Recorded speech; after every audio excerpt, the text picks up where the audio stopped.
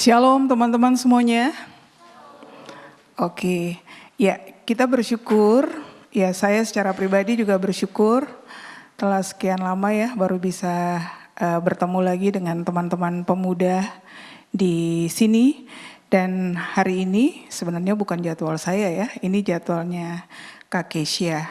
Semoga walaupun waktunya sudah last minute, tapi biarlah firman Tuhan tetap boleh jadi berkat buat kita semua.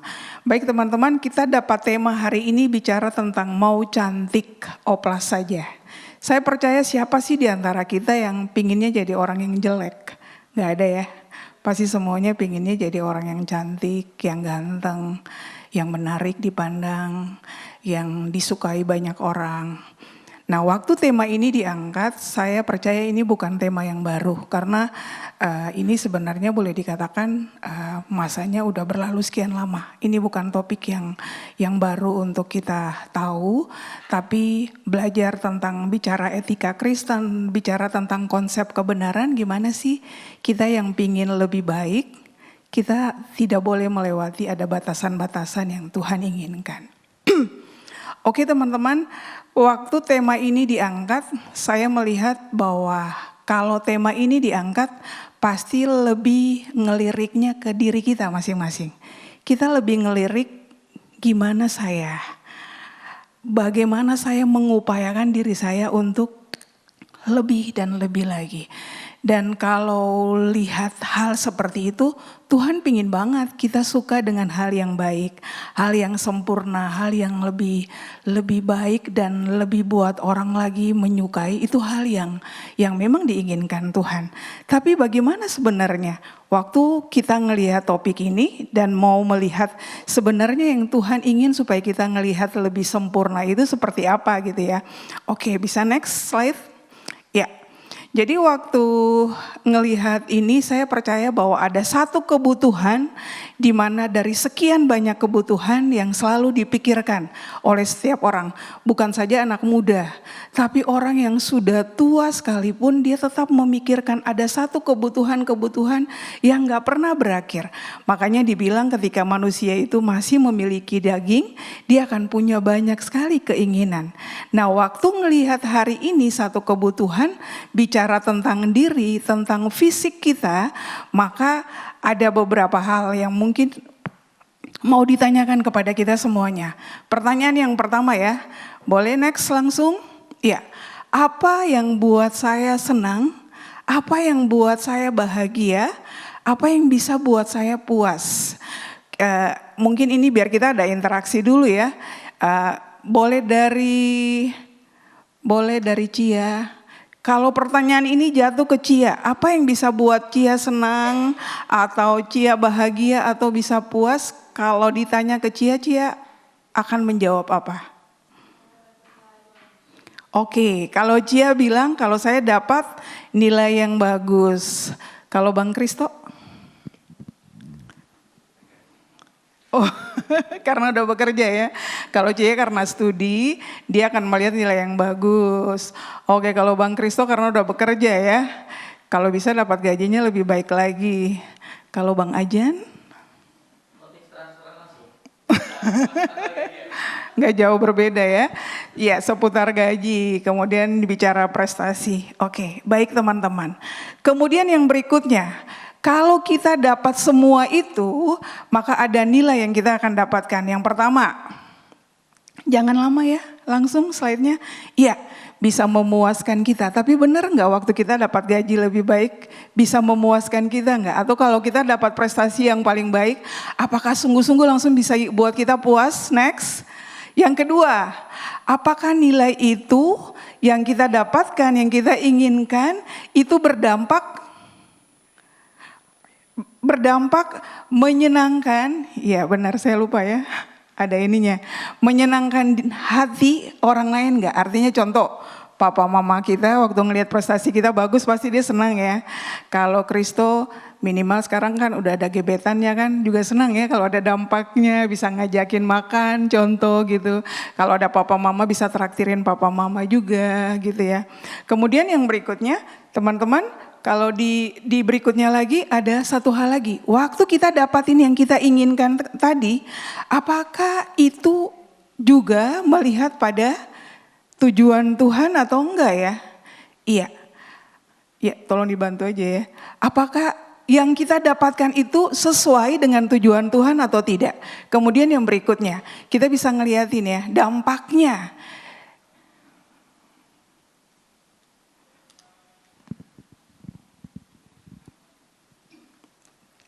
Yang pertama, waktu kita sudah dapatin apa yang kita inginkan, apakah buat kita bahagia? Apakah buatin kita terpuaskan? Dan yang terakhir, apakah buat kita menjadi berkat? Kalau 1 dan 2 terpuaskan bahagia lebih kepada diri kita dan juga berdampak pada orang lain, tapi yang ketiga apakah jadi berkat enggak ya? Atau cuman buat kita aja? Ya, selanjutnya. Ya, karena kita lagi bicara tentang oplas, jadi sedikitnya mungkin teman-teman juga udah banyak yang tahu, tapi karena kita lagi bicara ini sebenarnya kalau dalam ilmu bedah plastik ada 3 hal. Dan pasti yang menjadi sorotan kita hari ini bicara tentang yang bertujuan memperindah ya, memperindah bentuk tubuh. Bisa lanjut? Jadi dari 3 operasi itu lebih ditekankan hari ini bicara tentang operasi plastik dalam unsur estetik tadi ya. Jadi untuk memperindah bagian tubuh, misalnya untuk menambah percaya diri, terlihat makin cantik, memperkokoh penampilan, dan agar terlihat lebih muda. Makanya kalau teman-teman ngeliatin ada banyak artis yang kalau menurut kita udah cantik, tapi dia ngerasa masih kurang, dia harus lakukan lagi operasi ini. Atau buat yang mungkin udah keriput, dia juga akan lakukan ini. Nah makanya ada beberapa jenis, kalau berkaitan dengan estetika ini, maka teman-teman bisa ngeliatin ada sekitar 14. Jadi teman-teman bisa ngeliat, contoh untuk payudara, contoh mengecilkan perut, memancungkan hidungnya. Ada banyak sekali yang itu adalah bagian daripada oplas yang dilakukan untuk mempercantik diri. Lanjut. Nah teman-teman, dari sekian keinginan yang ingin dilakukan supaya mereka bisa jauh lebih baik, ada beberapa kisah, lewat kisah ini coba teman-teman kita boleh klik lihat sebentar gimana akibatnya. Boleh ditampilkan Jo? Memiliki penampilan yang sempurna, Video. dambaan semua orang, terutama bagi kaum wanita. Tak terkecuali beberapa artis top tanah air yang sudah dikaruniai wajah cantik alami, namun masih belum. Ya videonya bisa ditampilin, ya. Puas dengan apa yang telah mereka miliki. Segala cara dilakukan untuk menunjang penampilan sempurna itu, bahkan operasi plastik pun mereka lalui untuk mendapatkan penampilan yang mereka inginkan. Namun terkadang, realita tidak sesuai dengan ekspektasi. Hasil operasi yang didambakan bakal membuat penampilan mereka sempurna, malah membuat keadaan semakin parah alias gagal total. Bahkan setelah melakukan operasi plastik, wajah yang dulunya mempesona, kini sulit dikenali karena mengalami kerusakan pada wajahnya. Hal itulah yang dialami oleh sebagian artis top tanah air ini. Lalu siapa sajakah mereka? Berikut ini tim majalah top merangkum artis mengaku menyesal setelah melakukan operasi plastik. Empok Ati. Siapa yang tak kenal dengan komedian senior yang satu ini? Namanya mulai melejit pada era 80-90-an yang menjadikannya sebagai salah satu komedian dengan gaji tertinggi pada saat itu. Popularitasnya dalam dunia hiburan tanah air menuntutnya untuk tampil percaya diri. Ia pun mulai mengubah penampilannya, mulai dari pakaian hingga mengubah bentuk wajah yang sudah ditakdirkan oleh Tuhan. Empok Atik mengaku sangat menyesal telah melakukan suntik silikon dan sering melakukan operasi plastik di masa mudanya. Empok Atik mengaku, jika ia rutin suntik silikon di bagian wajahnya selama 11 tahun lamanya, diawali pada 1999 hingga 2010. Namun dari situlah awal petaka dimulai. Empok Atik ternyata tak tahu jika yang menyuntik silikon bukanlah dokter atau tenaga profesional. Hal tersebut dikatakannya pada tayangan pagi-pagi ambiar Trans TV. Bukannya mendapat hasil yang bagus, Wajah Empok Atik justru berubah sebaliknya dan terlihat sedikit menyeramkan. Parahnya lagi, Nana selalu keluar dari wajah Empok Atik kala sang komedian merasa tidak enak badan. Nana selalu keluar. Aku menyesal, ucap artis berkelahiran 1956 tersebut. Ia pun memutuskan untuk melakukan operasi pengangkatan silikon. Bukan cuma sekali atau dua kali, Empok Atik pun sudah menjalani 21 kali operasi pengangkatan silikon di wajahnya agar keadaannya tidak semakin memburuk. Namun dokter yang menangani Empok Atik mengatakan, jika silikon yang ada di dalam wajahnya tidak 100% bisa diangkat karena sudah terlanjur menyebar ke dalam tubuhnya. Empok Atik pun mengaku menyesal dan ia ingin apa yang dialaminya menjadi pelajaran buat semua orang. Barbie Kumalasari. Kabar mengejutkan kembali datang dari artis Barbie Kumalasari. Lama tak tampil ke publik, Barbie Kumalasari membuat banyak orang kaget dengan penampilan terbarunya. Artis yang saat ini berusia 42 tahun tersebut datang dengan wajah yang sangat aneh dan tidak mirip dengan rupa sebelumnya. Wajah sang artis nampak begitu lebam, dengan bibir yang agak lebar dan tebal, ditambah dengan bentuk hidung yang dinilai tidak cocok dengan tampilan wajahnya. Diketahui, Barbie Kumalasari ternyata sudah melakukan operasi plastik yang ke-9 kali dan sempat mengalami infeksi di bagian hidungnya. Awalnya, artis berkelahiran 1982 tersebut memiliki wajah gemoy saat pertama kali muncul di layar kaca. Namun, ia tak percaya diri dan sering melakukan operasi plastik, bahkan rela mengeluarkan uang miliaran rupiah untuk mengubah bentuk wajahnya agar terlihat cantik dan menarik. Namun, keinginan tersebut tidaklah mudah. Karena setelah melakukan oplas, wajah sang artis dinilai sangat aneh dan menyeramkan oleh netizen. Ia sempat mengaku menyesal karena seringkali melakukan oplas, sampai mengalami infeksi di bagian hidungnya yang membuatnya merasa sakit. Oke, ada beberapa artis lagi yang lain yang mungkin nanti bisa teman-teman lihat. Tapi intinya dari apa yang ditunjukkan tadi, teman-teman bisa ngelihat ternyata sesuatu yang dipikirnya itu bisa akan memperbaiki penampilannya, tapi ternyata gagal. Dan boleh dikatakan berdampaknya nggak baik. Walaupun banyak dari teman-teman yang lihat operasi plastiknya juga berhasil gitu ya. Tapi bagaimana ya, apa yang sebenarnya kita sebagai anak-anak Tuhan yang belajar daripada satu prinsip kita nggak boleh lewat dari apa yang Tuhan tentukan. Seperti hari ini tujuan dari IYF bertanya, apakah ini bukti daripada satu sikap yang tidak bersyukur atau seperti apa? Ya, teman-teman, kita bisa buka dari Kejadian pasal yang pertama. Boleh teman-teman lihat dulu ya. Kejadian pasal yang pertama. Kemudian di ayat yang ke-31 ya. 1, 2, 3. Allah melihat segala yang dijadikannya itu sungguh sangat baik. Lalu jadilah petang dan jadilah pagi. Itulah hari ke-6. Ya, teman-teman, salah satu yang diciptakan Tuhan adalah kita sebagai manusia. Ternyata waktu Tuhan ciptakan kita, di situ dibilang diciptakan sungguh sangat baik. Selain daripada apa yang diciptakan Tuhan daripada ciptaan-ciptaan yang lain. Tapi manusia sungguh sangat baik. Jadi kalau hari ini kita belajar bahwa kalau Tuhan ciptakan kita begitu sempurna, begitu baik, lalu ketika terjadi distorsi karena kita juga sudah jatuh di dalam dosa, lalu manusia berupaya untuk memperbaiki yang sudah diciptakan Tuhan, ternyata dari sini teman-teman bisa melihat apakah ini wujud dari sikap bersyukur atau kita sedang tidak menerima apa yang Tuhan sedang ciptakan. Jadi ada beberapa operasi plastik yang sebenarnya diizinkan. Contoh seperti kalau kita lihat di slide yang sebelumnya, kayak contoh ada bibir yang sumbing.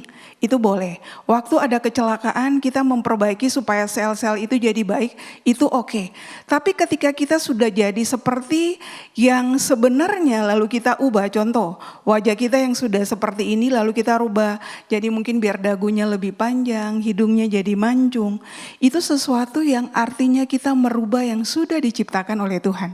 Ini menjadi sesuatu yang salah, yang gak boleh kita lakukan. Nah, kita boleh ngelihat lagi dari Matius 5 ayat yang ke-48. Teman-teman, slide-nya boleh ditampilkan? Iya.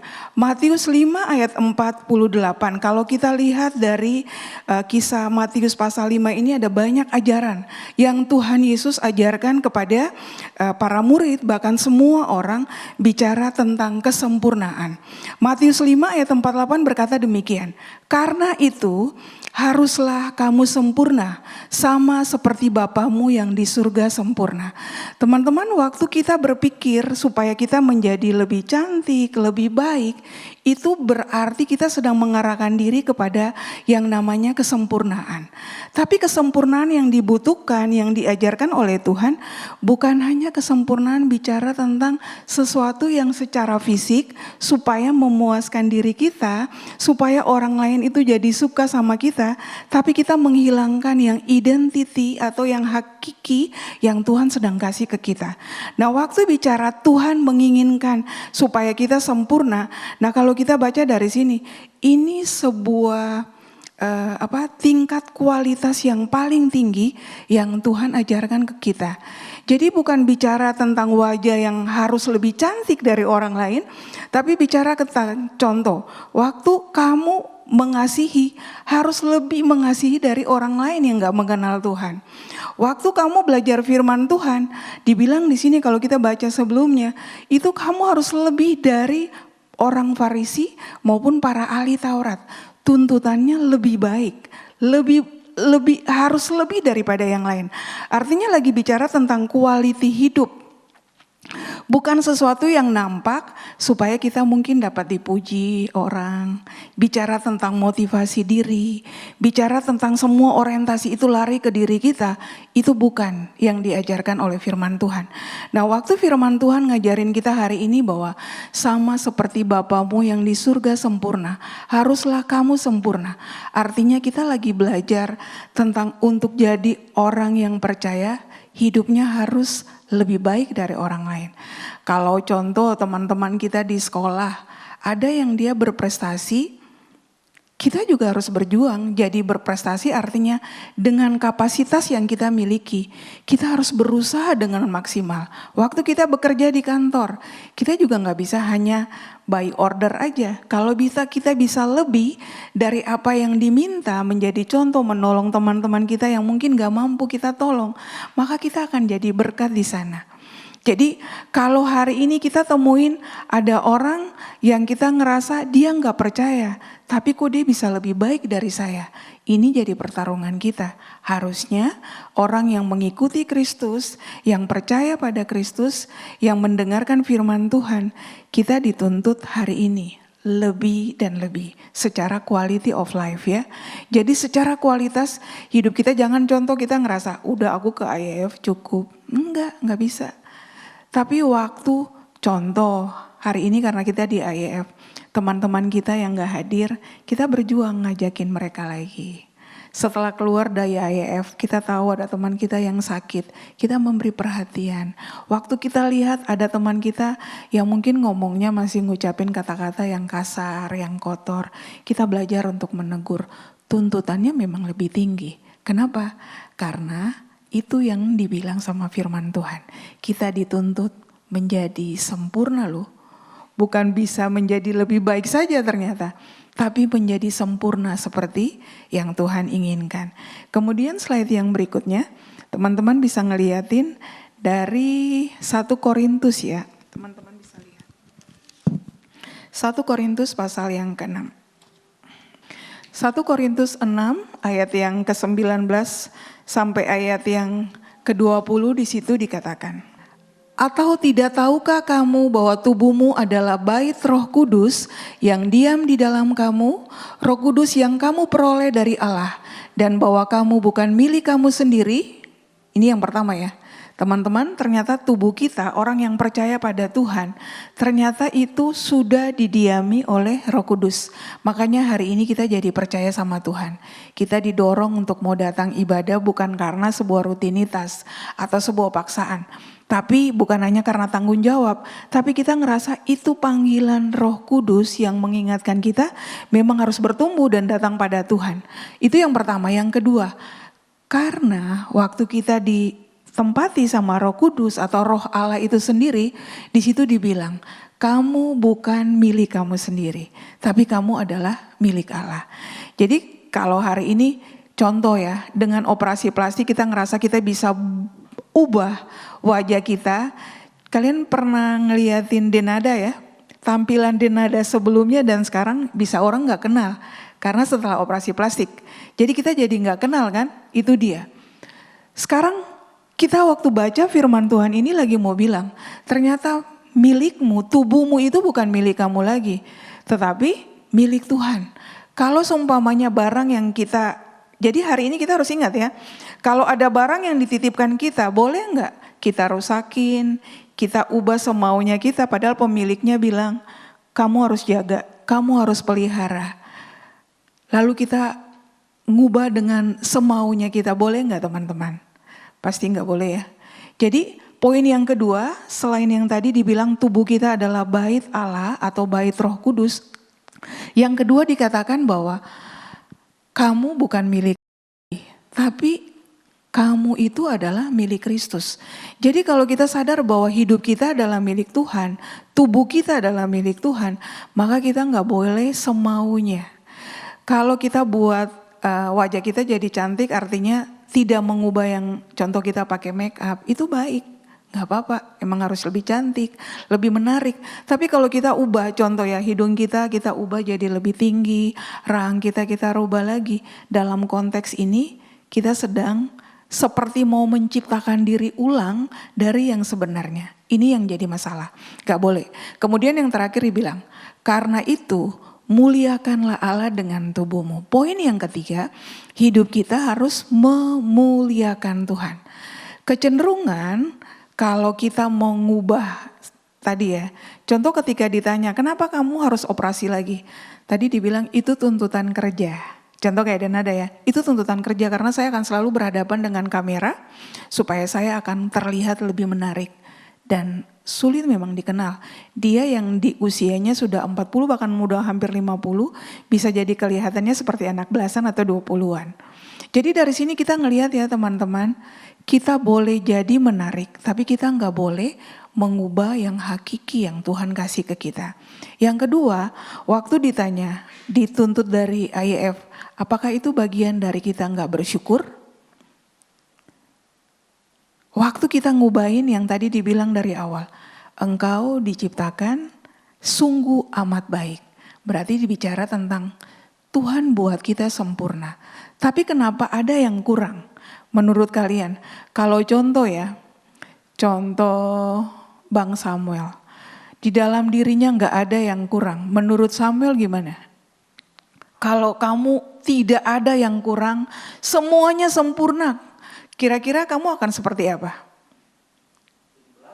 Belagu ya atau sombong ya. Bahkan mungkin bisa lupa Tuhan. Jadi maksudnya gini, yang paling sempurna itu Tuhan. Tapi di dalam kehendak Tuhan, Tuhan menciptakan kita sempurna dalam pemikirannya. Supaya kita bergantung penuh pada Tuhan, lalu kita melakukan segala sesuatu diikuti atau mengikuti apa yang Tuhan inginkan. Jadi hari ini teman-teman ada 3 poin penting. Kalau kita punya sesuatu yang kita ngerasain kurang, kita bisa bikin percantik dan menarik. Tapi kita nggak boleh ngubah sesuatu yang sudah dibuat sama Tuhan itu jadi seperti yang kita mau. Harusnya kita buat menjadi seperti yang Tuhan mau. Dengan karakter yang lebih baik. Dengan hidup yang lebih baik. Sikap-sikap yang sungguh-sungguh bisa jadi berkat oleh orang lain. Dan yang terakhir teman-teman, dari 1 Petrus 3 ayat 4, konteks ini memang bicara tentang bagaimana seorang istri kepada suaminya. Bicara tentang dandanan atau perhiasan yang paling hakikat itu bukan sesuatu yang secara fisik terlihat, tapi bicara tentang dalamnya, hidupmu, kehidupan rohanimu. Di situ dibilang, perhiasanmu ialah manusia batinnya yang tersembunyi dengan perhiasan yang tidak binasa, yang berasal dari roh yang lemah lembut dan tentram, yang sangat berharga di mata Allah. Kalau teman-teman ya rata-rata di sini mungkin sekitar paling maksimal usia 30-an ya. Masa-masa mungkin mencari pasangan hidup, mencari teman, Awal-awalnya mungkin kita akan lebih mencari bicara tentang fisik. Tetapi setelah kedewasaan bertumbuh, ternyata kita nggak hanya membutuhkan secara fisik yang cantik. Benar nggak, Chris? Kita akan butuh ada secara batin atau secara karakter. Karena contoh ya, orang yang cantik, tetapi ketika perilakunya ngomongnya kasar, tidak santun, segala sesuatunya ego, dia nggak peduli sama orang lain, maka nggak mungkin akan bisa bertahan dalam waktu yang lama. Nah, waktu kita kembali kepada topik hari ini, bicara kecantikan, semoga kita tidak hanya bicara tentang hal-hal yang fisik. Ini bicara kedewasaan sebenarnya. Jadi, kalau teman-teman yang pria mencari pasangan hidup, jangan terjebak hanya fisiknya aja yang cantik. Tapi kalian harus lihat, cantik secara rohani, alamiah, secara batin, bicara karakter, attitude-nya, itu teman-teman harus perhatikan. Lalu waktu bicara tentang keinginan diri hari ini, kita harus ingat loh, sebatas apapun yang kita lakukan, ternyata ketika kita kejebak hanya untuk saya jadi fokusnya dan bukan lagi Tuhan, bukan maunya Tuhan, maka ada persoalan di sana. Kita sedang tidak menuju tujuannya Tuhan yang tadi, bicara memuliakan Tuhan.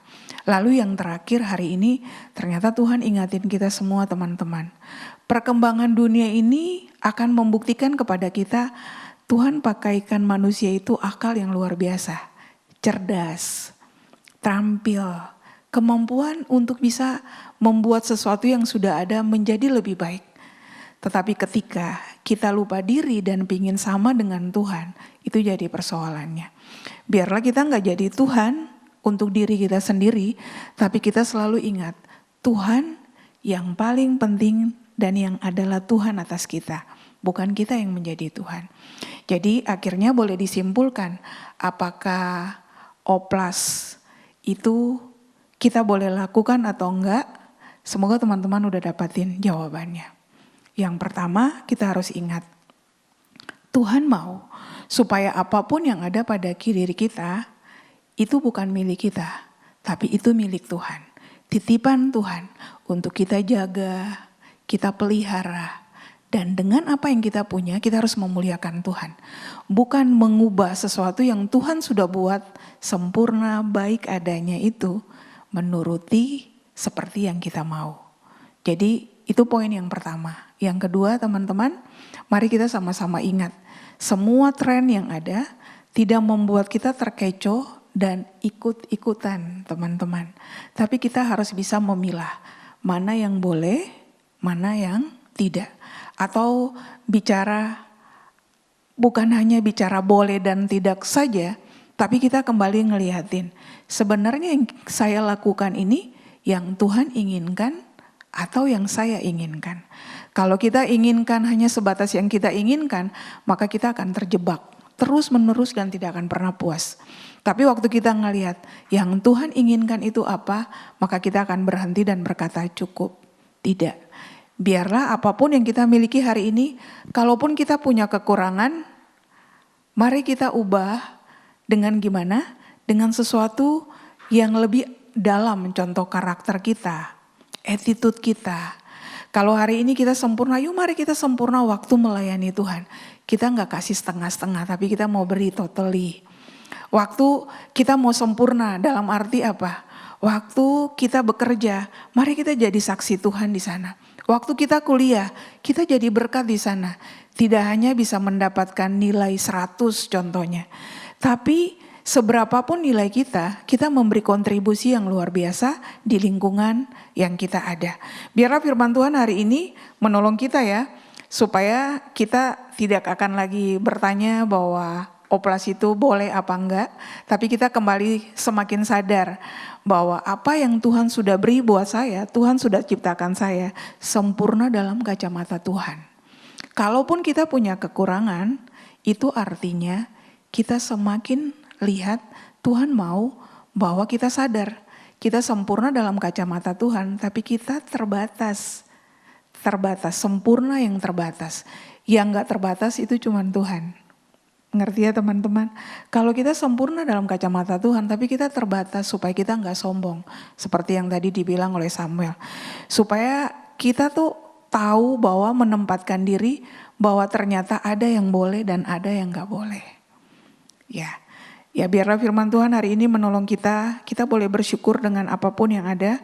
Dengan kelebihan kita, mari kita muliakan Tuhan. Dengan kekurangan kita tahu kita harus bergantung sama Tuhan dan membutuhkan orang lain. Saling melengkapi kita. Lalu yang ketiga, kita tidak terjebak hanya bicara hal-hal yang fisik saja.